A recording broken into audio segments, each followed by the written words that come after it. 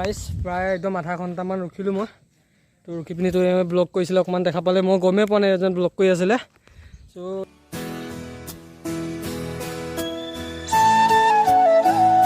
এতিয়া তেখেতে যিহেতু সম্বৰ্ধনাটো জনাব তেখেতক সম্বৰ্ধনা জনাবলৈ আমাৰ উদযাপন সমিতিৰ তৰফৰ পৰা তো তোমালোকক এতিয়া দেখাই আছোঁ তো ষ্টেজটো অলপ আগত আছে মানে তাত গৈ কিনে দেখাব লাগিব ন হয় উঠি আহিব পৰা নাই আহি কিনে পূৰা মানে কি হৈছে তোমাৰ আৰু চাওঁ কিমান তোমাৰ আপোনালোকৰ কাৰণে কিমান কষ্ট কৰি আছে চ'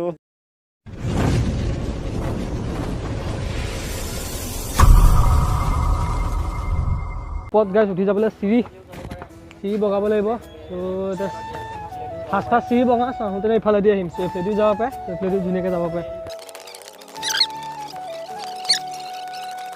ধুনীয়াকৈ গাইজ পূৰা চিৰি বগাই আহি চ' মেল মন্দিৰভাগ পাই গ'লোঁ চ' এইভাগে হৈছে মেল মালিনী থানৰ মন্দিৰভাগ চ' আৰু ওপৰতো আছে ত' আকৌ ওপৰতো গৈ আছোঁ চ' এইফালে ধুনীয়াকৈ একদম লিখা মেলা আছে এইফালে চাব পাৰে ত' আপোনালোকে ভালকৈ পঢ়ি ল'ব চাই লওক ধুনীয়াকৈ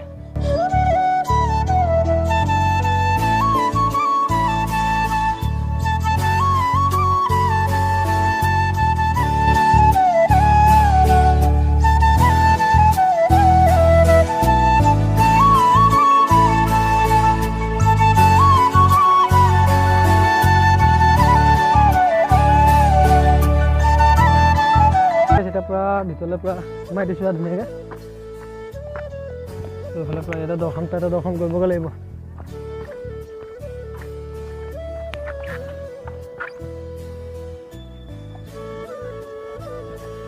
চ' ধুনীয়াকৈ গাইজ এতিয়া পূৰা ভিতৰত সোমাই আহিলোঁ চ' ইয়াতে পূৰা ধুনীয়াকৈ দৰ্শন কৰিব লাগিব এনেদৰে গাইজ এতিয়া ময়ো পূৰা ধুনীয়াকৈ পূৰা মালিনী থানৰ ভিতৰৰ ভাগত সোমাই আহিলোঁ ত' এতিয়া মালিনী থানৰ মানে সমূহ তথ্য আপোনালোকৰ মাজলৈ দাঙি ধৰিবলৈ চেষ্টা কৰিম ভিতৰত পূজাৰী সুধিম সকলোখিনি কথা মালিনী থানখন কি বাবে হ'ল তো সকলোখিনি জানিব আপোনালোকে চ' ভিডিঅ'টো সকলোৱে কণ্টিনিউ কৰি এতিয়া ধুনীয়াকৈ পূৰা সেৱা কৰোঁগৈ তো আপোনালোকক সকলোখিনি তথ্য জনাই আছোঁ চাই লাগিছে মানে পূৰা ধুনীয়া পূৰা বেকগ্ৰাউণ্ড মানে এতিয়া কিবা ইয়াত ৰহস্য আছে চাগে চ' মই ইমান গম নাপাওঁ ধুনীয়াকৈ এইবিলাক মানুহ থকা ন সুধিব চেষ্টা কৰিলোঁহেঁতেন ত' কিবা ৰহস্য আছে চাগে চ' এনেকৈ সেইকাৰণে মানে ধুনীয়াকৈ এইবিলাক শিল কাটি ধুনীয়াকৈ একদম বনাই থৈছে একদম দেখা পাইছেনে গাইজ এতিয়া পূৰা মেইন পূৰা মা দৰ্শন কৰি লওঁগৈ মালিনী আই দৰ্শন কৰি পিনি ত' লগ পাই আছোঁ চাই থাকোঁ ত' এতিয়া ধুনীয়াকৈ একদম ইয়াত সেৱা এটা কৰি লওঁ হা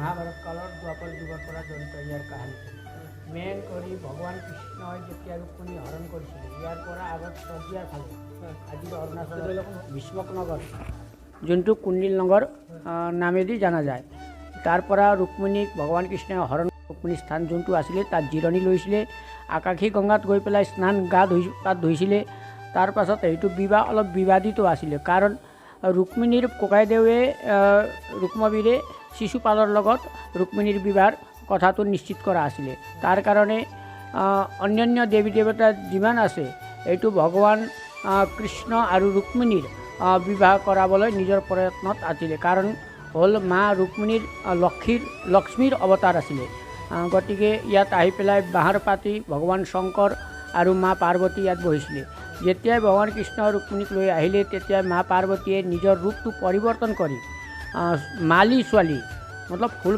বাগানত কাম কৰা ছোৱালীৰ ৰূপত উপস্থিত হৈ পেলাই দুখন মালা কৃষ্ণ আৰু ৰুক্মিণীক দি দিলে এইটো আজি আপুনি যোন স্থানত আছে এইটো স্থানতে ভগৱান কৃষ্ণ আৰু ৰুক্মিণীৰ গন্ধৰ্ব বিবাহ স্বয়ম্বৰ কৰ্মটো ইয়াত পাতা গ'ল তাৰ পাছত ভগৱান কৃষ্ণই জানিলে যে এইটো মালিৰ ছোৱালীৰ ৰূপত অহা ছোৱালীটো মা পাৰ্বতী হয় তেখেতে আশীৰ্বাদ দিলে যে আপুনি কলিযুগত মালিনী নামতে প্ৰসিদ্ধ হ'বগৈ বুলি তাৰ পাছত কালান্তৰত তেতিয়াৰ যি জেনেৰেশ্যন আছিলে এইটো ভগৱান কৃষ্ণ আৰু ৰুক্মিণীৰ গন্ধৰ্ব বিবাহ পাতা স্থান ৰুক্মিণী ইয়াত লৈ আহিছিলে এইটো পবিত্ৰতা বনাই ৰাখিছিলে যেতিয়া ৰাজা মহাৰাজাৰ কলিযুগৰ সময় আহিল তেতিয়া আমাৰ অসমৰে এখন চুতীয়া বংশৰ ৰাজা লক্ষ্মীনাৰায়ণে এইটো যোনটো অৱশেষ পিছফালে আপুনি দেখি আছে কোলাপথৰ এইটোৰ দি ইণ্টাৰলক ছিষ্টেমৰ ডাঙৰ মন্দিৰ বনালে এইটো কমেও 1200 চেঞ্চুৰীৰ আশে পাশে কথা হয় তাৰ পাছত এইটো ইয়াত জেনেৰেশ্যন কম আছিলে তাৰ কাৰণে এইটো ভূমিকম্পত প্ৰভাৱিত হৈ পেলাই পাহাৰে পুতি দিলে তাক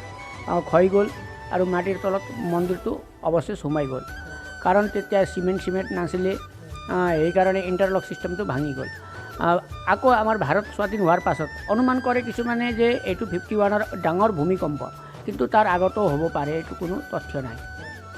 তাৰ পাছত ভাৰত স্বাধীন হোৱাৰ পাছত যেনেকৈ ইয়াত জনবসতিও বাঢ়িলে, আমাৰ আৰ্মি বিয়াৰো এইটো গ্ৰীপ এইবোৰ আহিলে ইয়াত, তেতিয়াই মায়ে স্বয়ং এখন আৰ্মি অফিচাৰক স্বপ্নত দিলে যে মই ইয়াত পৰি আছোঁ, মোক উদ্ধাৰ কৰক। তেতিয়াৰ ইয়াত ওচৰ পাশত থকা মানুহবিলাকৰ সহযোগত আহি পেলাই ইয়াত ছাৰ্ভে কৰা গ'ল। ছাৰ্ভেত মূৰ্তিৰ অৱশেষ পাই গ'ল। তাৰ পাছত নিয়মিতকৈ পুনৰ স্থাপিত কৰি এইটো যোনটো প্ৰতিমা আপুনি দেখি আছে, এইটো মূৰ্তিটো এইটো তেতিয়া বনোৱা, যেতিয়া 12শ চেঞ্চুৰীৰ আশে পাশে, তেতিয়াৰ পৰা নিত্য নৈমিত্তিক হিচাপে ইয়াত পূজা অৰ্চনা হয়। আৰু ইয়াত বলি পূজা নিষেধ। ইয়াত বৈদিক ৰীতি ৰিৱাজৰে পূজা সাত্বিক ভাৱেৰে হয়। বিশেষ কৰি এইটো চৈত্ৰ নৱৰাত্ৰি, বাসন্তী পূজা বুলি যাক মাতে, এইটো চৈত্ৰ নৱৰাত্ৰি বিশেষ কৰি ইয়াত ডাঙৰ পূজা পতা যায়।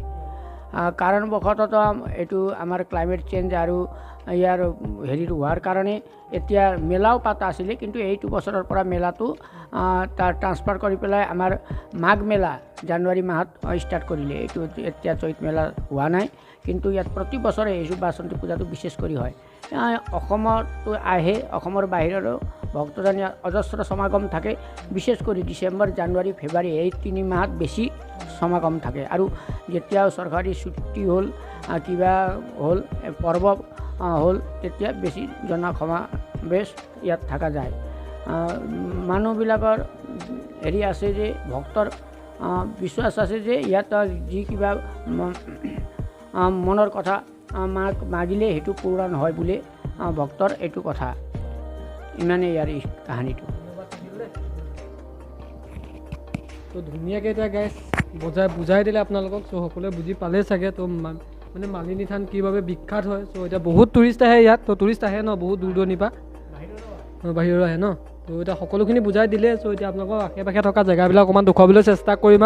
চ' চাই থাকা গম পালে। চ' এইখিনি যে পাথৰখিনি ইয়াত কি কাৰণে দবি গ'ল, চ' আমাক ধুনীয়াকৈ আমাৰ পূজাৰীজনে ধুনীয়াকৈ বুজাই দিছে। আপোনালোকে দেখা পালে মানে শুনা পালেই।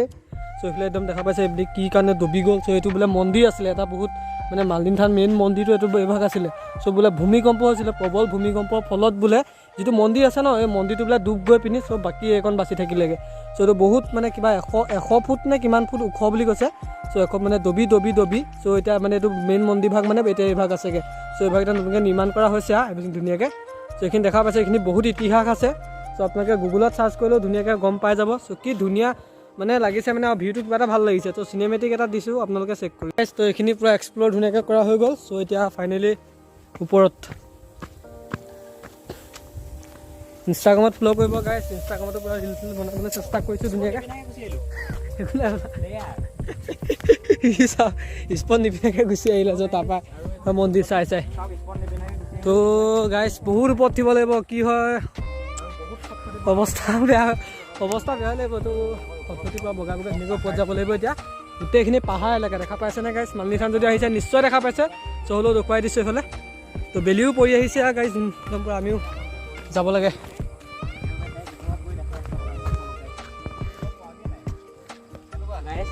মানে গাইছ কি হৈ গ'ল, মানে এইখনতে ৰখিব নোৱাৰি। ৰখিলে ডাইৰেক্ট এক্সিডেণ্ট, মানে ডাইৰেক্ট এক্সিডেণ্ট। তো ৰখিলে মানে তো ডাইৰেক্ট তললৈ গৈ থাকেগৈ মানে গৈ।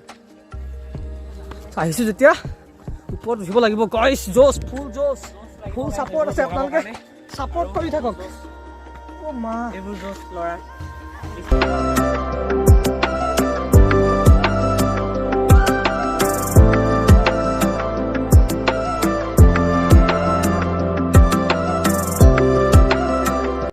ওপৰত যাবলৈ আছে।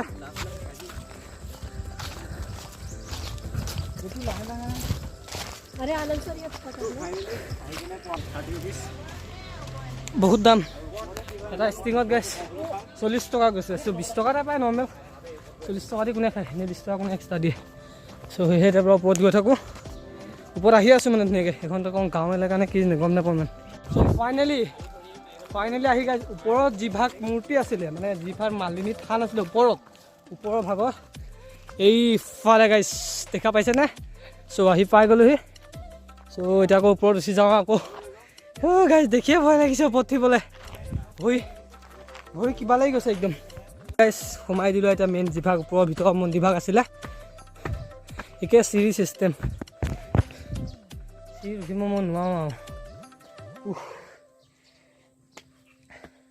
আপোনালোকে গাইজ এক্টিং কৰিছোঁ বুলি নাভাবিব বিদ্যা কচম মানে একদম মানে বহুত বেছি ভাগৰ লাগিছে মানে একদম ভৰিয়ে কাম কৰা নাই কিমানটো চাইকেল চলাই আহিছোঁ চ' গাইজ ফাইনেলি আহি থাকোঁতে মানে মোৰ লগতো যোনে মানে এতিয়া ব্লগিং বনাই আহিছিলে আৰু তাৰ ফোনতে মই ব্লগিং কৰি আছোঁ মানে এইফালে দেখিছা নাই উঠি আহিব পৰা নাই আহি কিনে পূৰা মানে কি হৈছে তোমাৰ আৰু চাওঁ কিমান তোমাৰ আপোনালোকৰ কাৰণে কিমান কষ্ট কৰি আছে চ' অলপ শ্বেয়াৰ এটা কৰি দিয়ক ভিডিঅ'টো লাইক কমেণ্ট শ্বেয়াৰ আৰু চেনেলটো ছাবস্ক্ৰাইব কৰি দিয়ক বঢ়িয়াকৈ একদম বেয়া মানে একদম মাথা বিষাইছে মানে একদম কিবা লাগি গৈছে মাথা চাথা ঘূৰাই গৈছে বোলে চেহেৰা দেখা পাইছে মানে একদম মানে কিবা লাগি গৈছে তো একদম ভিডিঅ' বনাবলৈ মনে যোৱা নাই এতিয়াতো ওপৰত যাবই লাগিব ন কিবা এটা কৰি হ'লেও লৈ যাওঁ আৰু ওপৰত তোমালোকে চাই থাকা ব'লা আৰু এতিয়া দেখিছা সেয়া মজাকৈ উঠাই দিবলগীয়া হ'ল ধুনীয়াকৈ আৰু এইফালে মোৰ ব্লগিং শ্বুট হৈ আছে আৰু তোমালোকে চাই থাকা বোলা কিবা এটা কৰি ওপৰত নোৱাৰিছাগৈ ন A few moments later. Guys প্ৰায় একদম আধা ঘণ্টামান ৰখিলোঁ মই তো ৰখি পিনি তো ব্লগ কৰিছিলে অকণমান দেখা পালে মই গমেই পোৱা নাই এজন ব্লগ কৰি আছিলে চ' একদম মানে গা মানে এনেকুৱা বেয়া হৈ গৈছিলে ন তো কিবা লাগি গৈছিলেগৈ চ' ফাইনেলি আহি এইফালে পাই গ'লহি মন্দিৰ বা ওপৰত যিভাগ মন্দিৰ আছিলে ইয়াত একদম মনৰ আশা পূৰ্ণ হয় বুলি কয় চ' যদি ইয়াত ৰছী চচি বন্ধা হয় তো আমি সকলোবিলাক বান্ধিবলৈ চেষ্টা কৰিম বাৰু চ' চাই থাকক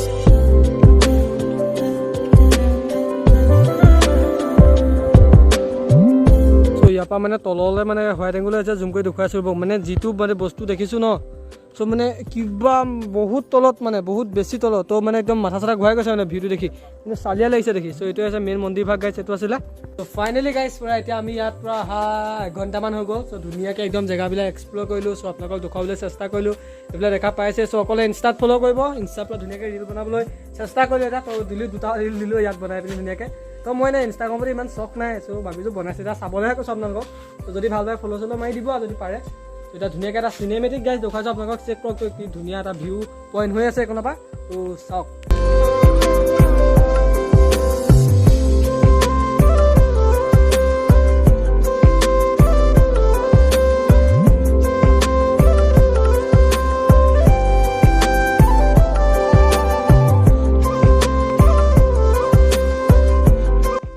যিটো অৱস্থা মানে হৈছে গাইজ এতিয়া ভাষা নাই মানে ৰখিব নোৱাৰে মানে অট'মেটিক এতিয়া মই গৈ আছোঁ আপোনালোকে হৈছে নিজে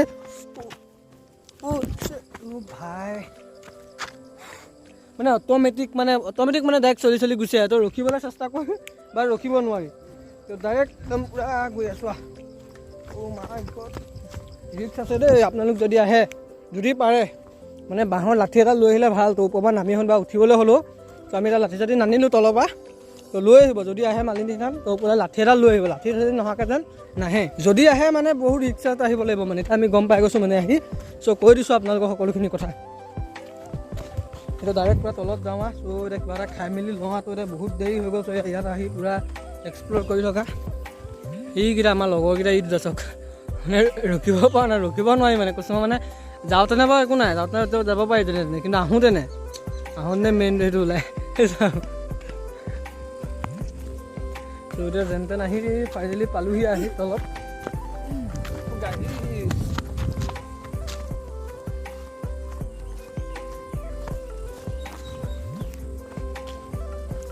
এতিয়া বাই বাই টাটা দিব লাগিব গাইজ তো আৰু বেছি দেৰি থাকিব পৰা নহ'ব তো এতিয়া আমি আকৌ আজি চিচিবঙা যাব লাগিব ত' চিচিবঙাতে আজি আমি থাকিমগৈ মানে তো এতিয়া ইয়াৰ পৰা বহুত দূৰ যাবলগীয়া আছে বহুত দূৰ যাবলৈ আছে ত' সেয়েহে পৰা ইয়াত আৰু বেছি দেৰি কটাব পৰা নহ'ব তো এতিয়া ডাইৰেক্ট আকৌ এতিয়া ঘৰত যাওঁ ত' এইটো এইকণ সময়ৰ পৰা মানুহবিলাক ভিৰ দেখিছোঁ দেই আমি মানে মানুহ চান নাছিলে বাট এতিয়া সন্ধিয়া হৈছে না তো পূৰা মানুহ ভিৰ হৈ গৈছে এইফালে লাহে লাহে আহিছে মানে তো ধুনীয়াকৈ একদম দেখুৱাবলৈ চেষ্টা কৰিলোঁ আপোনালোকক গাইজ পূৰা এতিয়া বহুত টাইম হৈ গ'ল আমাৰ ইয়াত থকা কৈ আছোঁ আপোনালোকক তো প্ৰায় এঘণ্টামান হৈ গ'লগৈ এতিয়া ধুনীয়াকৈ পূৰা ইয়াত থাকি মেলি তো এতিয়া ঘৰত যাব ওলাইছোঁ আৰু একদম এইফালে আছিলে তো যাবলৈ মানে মন যোৱা নাই মানে তো এনেকুৱা ধুনীয়া লাগিছে মানে আহি ন তো ধুনীয়া মানে ধুনীয়া জেগা চ' ধুনীয়াখিনি মানে জেগা তো সকলোখিনি যিমান পৰা আপোনালোকক দেখুৱাবলৈ চেষ্টা কৰিলোঁ চ' tata bye bye good bye কেতিয়া আহোঁ আহিম আৰু তো ধুনীয়াকৈ এতিয়া পূৰা বিদায় লৈ লোৱা এইখনে আছিলে পূৰা মেইন গেটখন দেখা পাইছিলে আপুনি ভিডিঅ'ত দেখুৱাই আছিলোঁ তো এতিয়া গাইজ বেছি ব্লগিং কৰি নাথাকোঁ, তামাম ভোক লাগিছে। ত' হোটেল এখনত যাওঁ, তো কিবা কিবি এটা খাই মেলি লওঁ। তো খাই মেলি আপোনালোকক লগ পাই আছোঁ, চাই থাকক।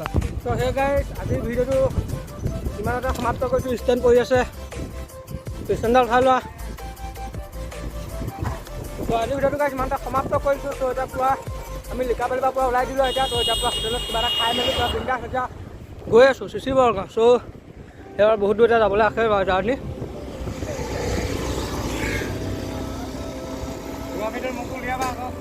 ওলাই চাইচোন ইফালে আমাৰ আছে সকলোবিলাক আকৌ দেখা পাইছোঁ এইবিলাক। তো গাইজ এতিয়া গৈ আছোঁ মানে আমি চিচি বৰগাঁৱতে আজি থাকিব লাগিব। তো এতিয়া পুৰা যদি আমি ধেমাজি যাওঁগৈ এতিয়া ন, তো বহুত ৰাতি হৈ যাব। তো ইমান ৰাতি ৰিক্স নলওঁ। তো আমাৰ নবৌহঁতৰ ঘৰ আছিলে, তো আপোনালোকে গম পাই আগৰ ভিডিঅ' দেখা পাইছে। তো তাতে থাকিমগৈ। তো এতিয়া বহুত দূৰ যাবলৈ আছে চিচি বৰগাঁৱলৈ এতিয়া। তো বেছি ব্লগিং নকৰোঁ এতিয়া। তো ধুনীয়াকৈ একদম গৈ থাকোঁ এতিয়া একদম পুৰা চাইকেল চলাই। তো ৰাতিও হৈছে, কোৱালিটিও ইমান ভাল নহ'ব এতিয়া। তো আজিৰ ভিডিঅ'টো ইমানতে সমাপ্ত কৰিছোঁ। নেক্সট এটা ভিডিঅ' লগ পোৱাৰ প্ৰতিশ্ৰুতিৰে আজিলৈ দিছোঁ বাই, জয় আই অসম। তো নেক্সট ভিডিঅ' আহি আছে, নেক্সট এপিছ'ড ৱেইটিং। সকলোৱে চাই থাকিব ভিডিঅ'বিলাক। তো আগৰ যিটো ক্লিপ চাইছে, আগৰ যিটো ক্লিপ চোৱাৰ পিছত আৰু এইটো ক্লিপ 2 নম্বৰ ক্লিপ। তো আৰু এইটো হেৰি 3টা, এটা বনাই দিম, 3টা হৈ যাব। তো বাই বাই। কথা ক'বলৈ মানে কিবা লাগি গৈছে।